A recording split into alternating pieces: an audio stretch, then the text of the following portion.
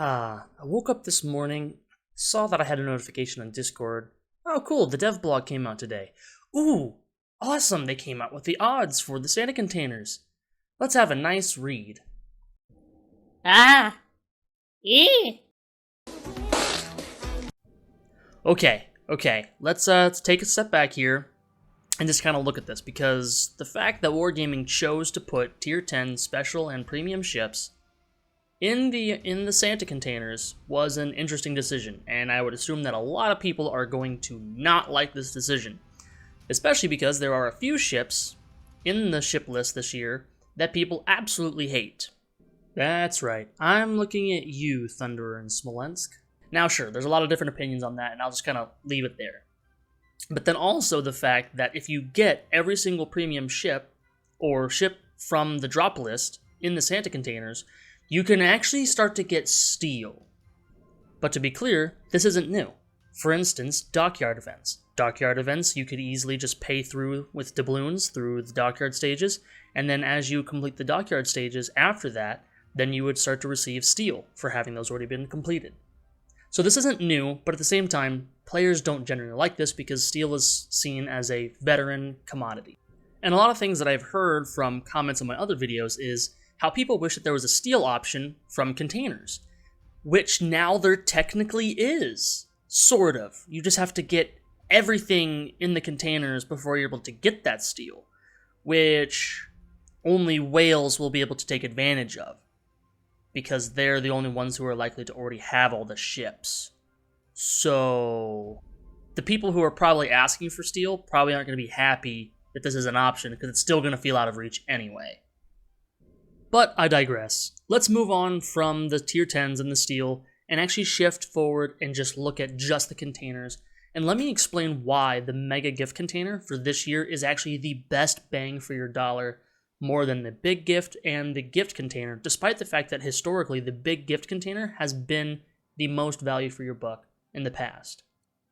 In the past, the people of the internet have come together for the World of Warships forums and the Reddit group and everything like that, and have actually done a lot of studies and surveys as to what the actual drop rates are of certain containers of the past few years.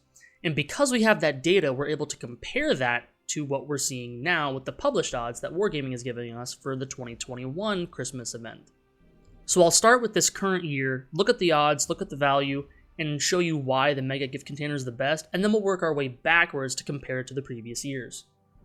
Side note, camos and signal drop rates and expected values are not going to be included, since no one really cares about those. As far as drop rate goes, you can see it's pretty normal. Mega has a 16%, Big has 9%, Gift has 2.5%, with doubloons, coal, and premium days all being exactly equal across the board no matter which container that you buy. But the odds don't tell the whole story. The odds are just one piece of the puzzle that actually allow us to calculate the total value that you can receive from these containers. To illustrate this, I'm going to give an example of where we have 3,750 doubloons that we're able to spend on any of these different types of containers. Those 3,750 doubloons could buy us 3 of the mega gift containers at 1,250 each, or 5 of the big gift containers at 750 each, or 15 of the gift containers at 250 each. So now that we know how many containers we can buy, we can multiply the number of containers by the actual expected odds, or the percentage rates, of the drops that we can get out of those containers. And that will give us our expected value of items received from them. Then we can go one step further and multiply the number of items of that group. So for instance, multiplying it by 1,500 doubloons, or 7,500 coal, or 90 premium days, to get the total number of expected items that we can receive from these containers. When we finally do all of that, it really paints a very clear picture of the 3 containers side by side. For instance, if you were to buy 3,750 doubloons worth of mega containers, or big or gift containers, you can see that the mega gift containers have the best chance and the highest expected value of number of ships that you can get out of those containers, with big slightly being right behind it, but with gift not even coming close, as kind of expected, especially with previous years. But the interesting thing that you might not have noticed at first was actually premium days. So if we look at doubloons and coal, those are even across the board. It's this exact same no matter what kind of container that you buy. You'll get roughly the same amount of goods from those with your dollars spent. But premium days, there is a nice increase in odds and expected value out of the mega containers versus gift or big. So that's one nice thing that you're actually kind of getting with your dollars spent.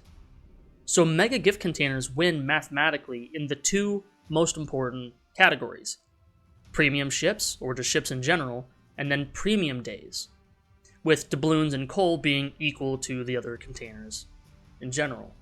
And even when we break it down into the different tier types, you'll also notice that the mega gift containers also give you the highest expected value when it comes to getting the special / tier 10 ships out of those lists. So if ships are your main goal out of these containers, then stick with the megas this year. It's no longer the big containers that you're going to want to spend your money on. So now let's take a look at the previous 2 years, 2020 and 2019. In 2020, it was a pretty stark difference between the drop rates for all of the different items, especially with the ship rate drops. It was very obvious after all the survey results that the big container in 2020 was by far the best way that you could get a ship, especially value-wise. Another edge that the big containers had in 2020 was coal. They actually had a higher expected value rate of return as opposed to the mega containers.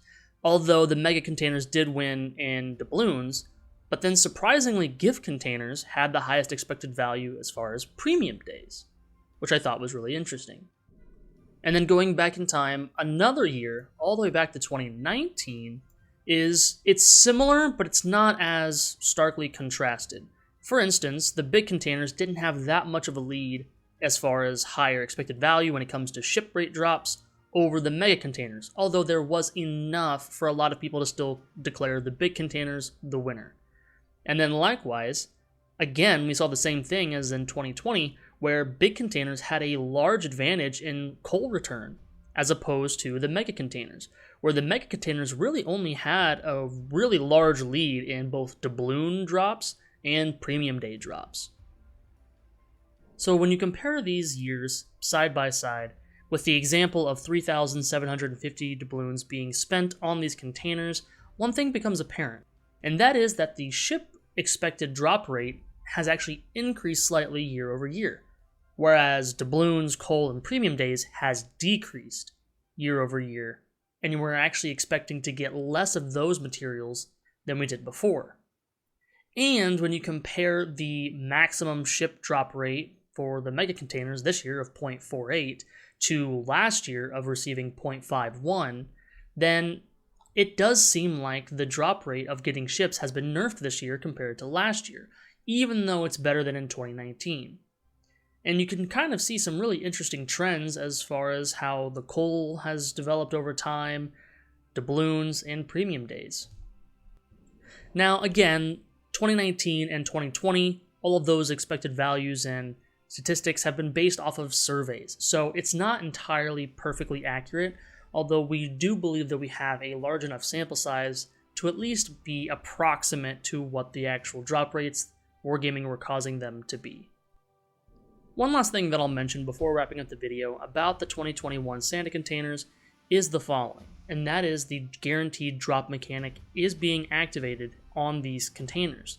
So if you were to open 99 of these Santa's gift containers and still haven't received a ship, you are guaranteed to have a ship container on the 100th container that you open. Similarly, with Santa's big gift containers, if you open 26 of them and still haven't received a ship, you will receive a ship container on the 27th. And then for Santa's mega gift containers, if you have opened 14 and have not received one, you will receive one on the 15th container.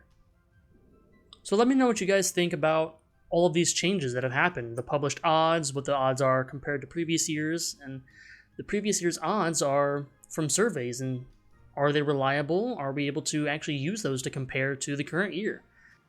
And then also the tier 10s. What do you guys think about some of these ships coming back that we weren't really expecting to ever come back? Was there a ship on this list that you are super excited about? I know for me it's the Smolensk, even though it's a pretty hot topic, and I know a lot of people are going to hate that it's back, but I'd love to know what you guys think.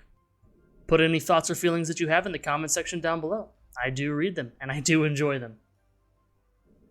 Have a good one, guys.